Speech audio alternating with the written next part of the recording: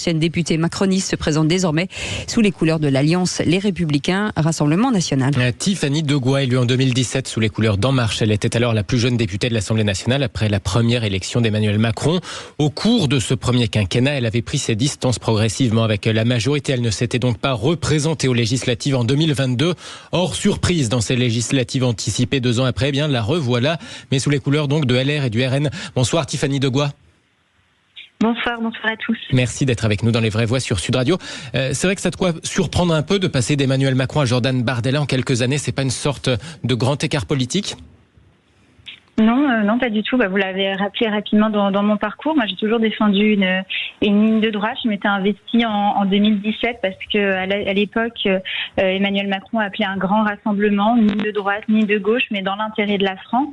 J'ai été élue à 24 ans. J'ai eu cette chance, mais j'ai eu cette chance aussi de devoir apprendre à avoir le courage d'affronter d'expliquer mes engagements.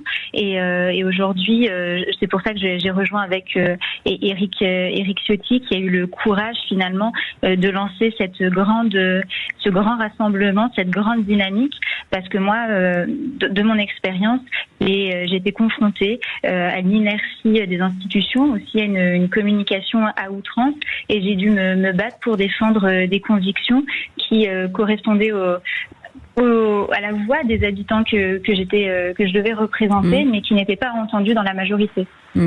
À quel moment, Stéphanie Degois, avez-vous Tiffany. Tiffany.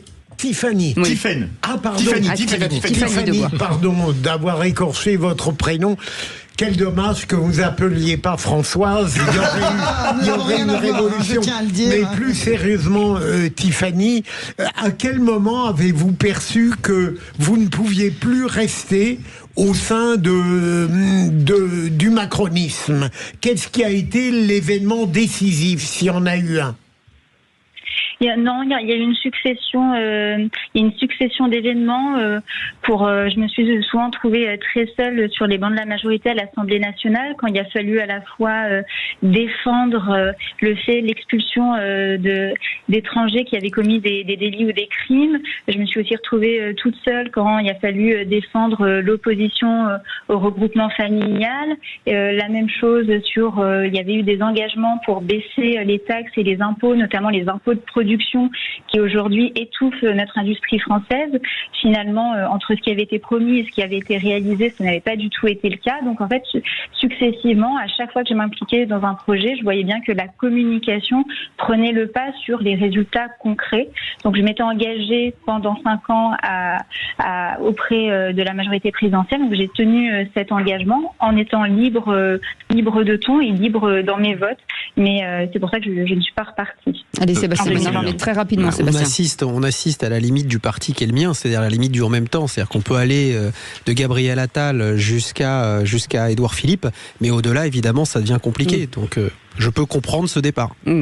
Merci en tout cas, Tiffany Degois, d'avoir été avec nous.